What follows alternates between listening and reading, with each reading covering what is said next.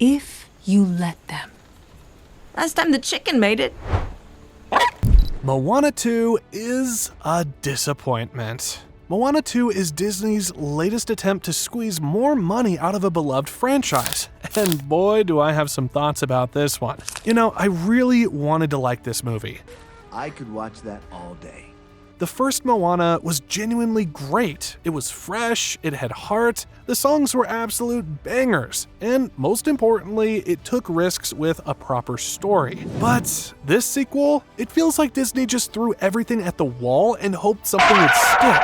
So what went wrong? Let me explain. First of all, this movie wasn't even supposed to be a movie. That's right, Moana 2 was originally planned as a Disney Plus series, but somewhere along the line, Disney executives had what they probably thought was a brilliant idea. Hey, let's turn this series into a movie. But it wasn't brilliant at all, and it shows. It shows so badly that I'm honestly amazed they thought they could get away with it. You can literally see the seams where they stitched this thing together. The pacing is all over the place. Character development gets thrown out the window faster than Hey Hey falls off a boat.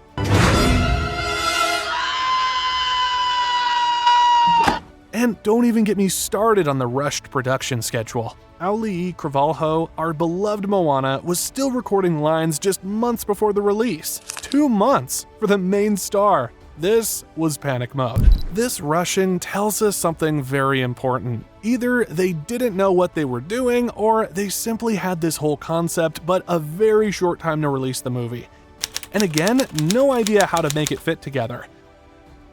In comparison, the first Moana had this perfect balance of characters. You had Moana, Maui, Hey Hey, Pua, each one serving a purpose, each one memorable. This time around, they threw so many new characters at us that it feels like a party where you can't remember anyone's name. We've got what feels like a dozen side characters who barely get any screen time to develop. There's short-hair Hammer Girl, the Screaming Fish, we'll get to that nightmare in a minute, and a bunch of others who might as well be wearing "Hi, I'm extra number 3" name tags.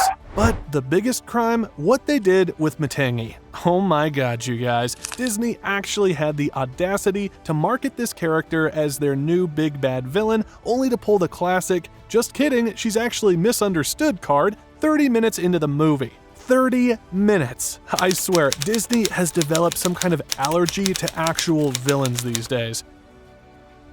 Matangi shows up, looks all threatening with her cool bats and villainous design, has one song called Get Lost that's actually pretty great, and then poof, she's gone after 30 minutes. The worst thing she does is tie up Maui and cover him in slime. Wow, how terrifying. Maleficent is probably rolling her eyes in dragon form right now. And you know what makes this even worse? The marketing straight up lied to us. They were bragging about having a good old-fashioned villain again, promising this wouldn't be another twist like in Big Hero 6 or Zootopia. Instead, we got exactly what they said we wouldn't get. It's like they're not even trying to hide their bait-and-switch tactics anymore. The actual villain of the movie is some god named Nalo, who's basically just a storm cloud that's racist against humans or something. I'm not even joking, that's literally the plot. He has no dialogue, no character development, nothing. He's about as threatening as a light drizzle on a summer day.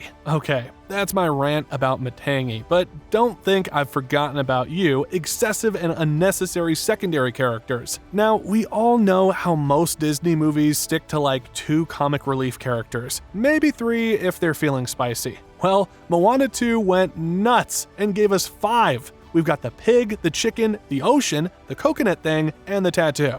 And with them, a lot of new, useless characters. We've got short-hair Hammer Girl, some kind of boomer character, and a bunch of others who feel like they were designed to sell toys rather than serve the story. In the TV series, maybe they would have had time to develop.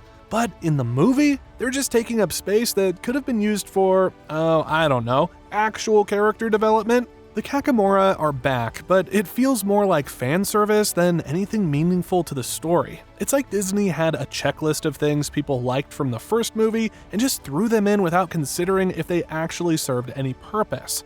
I think that's simply excessive. Considering the barely memorable plot they gave us, Moana needs to raise a sunken island to unite the ocean people. Cool premise, right? Except they managed to make it feel about as exciting as watching paint dry in slow motion. The execution feels like they took every beat from the first movie and just moved stuff around. Instead of restoring the heart of Te Fiti, we're raising an island. Instead of Te Ka as the big bad force of nature, we've got Nalo, the angry storm cloud who has less personality than the ocean. And the ocean is literally just water. So instead of giving us something new and exciting, Disney basically copied their homework from the first movie and changed it just enough to not make it obvious. Like they are playing it safer than a bubble-wrapped bubble. We've got a journey across the ocean, check. A force of nature antagonist, check. The Kakamoras showing up again because they were popular in the first one, double check. Maui being Maui, check. But with 100% more cringe this time. Sure, The Rock is still charismatic as ever, but his character feels like an afterthought. Sure, The Rock is still charismatic as ever, but his character feels like an afterthought. His big song in this movie sounds like what would happen if you asked ChatGPT to write a song about gaming culture. It's got lines about leveling up that made me physically cringe in my theater seat. And speaking of that, I need to ask everybody, where's Lin-Manuel when you need him? Look, I get it. Lin-Manuel Miranda was busy with other projects, but replacing him with a TikTok songwriter? Really, Disney? I mean, where does this lead us? Viral songs of 30 seconds max? Is Disney really so desperate to show up in the algorithm to flood everyone's For You page that they said, hey, cool idea, let's hire a TikTok songwriter? The songs in Moana 2 aren't terrible, they're just forgettable. And in a Disney movie, that might be even worse than being terrible. The original gave us You're Welcome, How Far I'll Go, and Shiny, absolute classics that people still sing today. From this one, I can barely remember any melody except for that Maui's cringeworthy Level Up song. The only genuinely good song is Get Lost, Matangi's song, and of course it's wasted on this character. But the cringe doesn't start or end there. It spreads throughout the entire movie. Throughout the entire script, there's this ridiculous need to force modern references at all costs. The first movie had one Twitter joke, and that was already pushing it. This one, it's like they handed the script to a middle schooler and said, make it relatable. I know that Disney likes to throw in some contemporary references, but this movie goes overboard. We've got characters talking about fanfic, making more Twitter jokes, yes, multiple ones, and I kid you not, they actually included that goat scream meme from 2013. In 2024, what a hard eye roll I made. Let me tell you something, I've never gone from loving a character to wanting them deleted from existence faster than when that blob monster did the goat scream. And I can't see how this fits into the whole plot, which still feels like mismatched pieces of a puzzle. The mid-credit scenes try to set up some bigger conflict with Nalo and brings back Tamatoa, but at this point, it feels less like exciting sequel bait and more like a desperate attempt to keep people interested. And it's really frustrating because the first act actually isn't terrible. It starts strong, sets up some interesting possibilities, and then it's like they remembered halfway through that they only had 90 minutes instead of 8 episodes. Everything after that feels rushed, compressed, and ultimately unsatisfying. When it started, I felt like this could have been good. All the pieces were there for something special. Matangi could have been an amazing villain, present throughout the whole story, maybe forming a complex relationship with Moana while Maui sees through her facade. But nope. Can't have that. Gotta make her misunderstood because heaven forbid we have someone who's actually, bad. The reunion with Maui? Rushed. The character development? Rushed. The resolution? So rushed it feels like they were running out of animation budget. Even Moana's grandmother shows up for what feels like 3 seconds before disappearing again. In the series, that probably would have been a whole episode. Here, it's barely a footnote. I'll give credit where credit is due. The animation is gorgeous. Disney Animation Studios didn't skimp on the visuals, and it shows. The water effects are stunning, the character animations are fluid, and the environments are breathtaking. It's just a shame that all this beautiful animation is in service of such a mediocre story, and here's what really gets me. Disney knows how to make good sequels. They've done it before. Look at Toy Story 2 or Ralph Breaks the Internet. Those movies built on their predecessors while telling new stories that felt worthy of existing. Moana 2 feels more like it exists because Disney needed a sure thing after Wish and Strange World underperformed.